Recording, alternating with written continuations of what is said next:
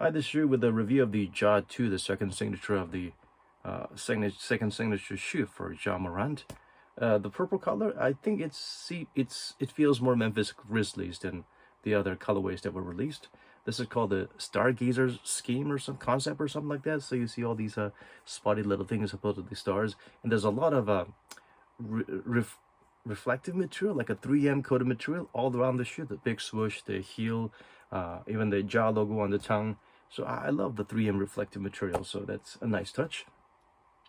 So compared to the ones, the twos are slightly narrower. That's the main difference I felt. Even not just the pinky toe area, but the toe box area seems to go really sharp and very sharp. If you want to have toes like LeBron, you can wear this. But I would say go at least half a size up. I personally went up a whole size up. For the ones I wore 9.5, which was already a half size up. This I went with a 10, and it feels like the 9.5 of Ja 1 is almost exactly the 10 for the Ja 2. Overall, the fit lockdown is really good. I like the fact that they don't have crazy dead space in the toe box area, but at the same time, it's not suffocating. This really flexible mesh part is breathable and very flexible, and the leather or faux leather or whatever nubuck or cheap material they have, which is more rigid, is circling the toe box area to provide that lockdown. So nicely done. Heel slip, I didn't feel vertical heel slippage, but I felt a little bit of a side-to-side insecurity. But the padding is really plush and thick, and it also depends on the shape of your foot, so don't knock it until you try it. Decide for yourself. Sizing, I said you have to go up a half a size or a full size up at least. The outsole pattern is a slight improvement. This is very reminiscent of somewhat of the Zoom Crusaders, and that's killer traction. This is more like a suction cup kind of pattern all around, and it feels one had a pretty good traction, not too crazy dust sensitive and durable, and this feels like a slight upgrade from that. So the outrigger is outstanding. This is so incredibly good. It feels like you may break or twist your knees, but you will not hurt your ankles. You will not roll your ankle over in this shoe. The medial side is engineered mesh type of breathable, soft material, so you'll have more movement and flexibility there. And the lateral part is a more rigid, plasticky, thicker type of material to ensure that there's greater prevention in terms of your, greater stability in terms of your ankle movements. There's no pointy, pinchy part that scratches or pokes into you, so it's very nice and it's very well patterned all around. For a low cut shoe, this is as secure as you can feel.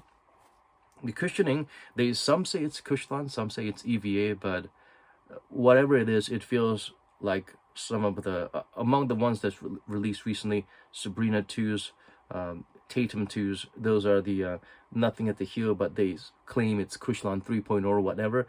This feels a lot better than those two garbage shoes. So it feels pretty similar to the Ja ones in terms of the cushioning. Zoom Air, you can feel that it's working, but you don't feel it right underneath your foot. But you can appreciate the zoom that's there. It's a tiny, 2-finger thickness zoom, but it gets the job done. Same like the Ja ones.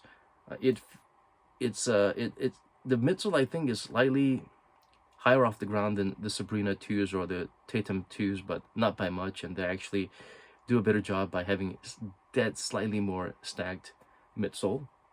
And if you compare it to the Ja 1 and the 2s, the ones feel a little bit softer and plusher in terms of, when you put it on, but the only difference between 1 and 2, the insole. 1 has a way beefier EVA insole, 2 has a very flimsy, thin, shitty, Ortholite-like insole. So even with that crappy insole, the shoe feels almost identical in terms of plushness to the ones. So if you put the beefy EVA insole in of the ones and the 2s, this feels like a much better shoe. So I would say they try to go slightly lower to the ground and provide a more better controlled density foam for the heel and overall shoes. So yeah, I think that pretty much covers it. They did not jack up the price. They tried to maintain a lot of the design motive from the ones, and they did make slight upgrades here and there. So yeah, good job. And this is actually one of the better pleasant surprises I've had from Nike among the recent releases. The Tatum 3s were pretty bad. Sabrina 2 is really overhyped because of its design that's very Kobe-esque. But yeah, you like the ones, definitely get the 2s. If you didn't try the ones, yeah, try the 1s and the 2s.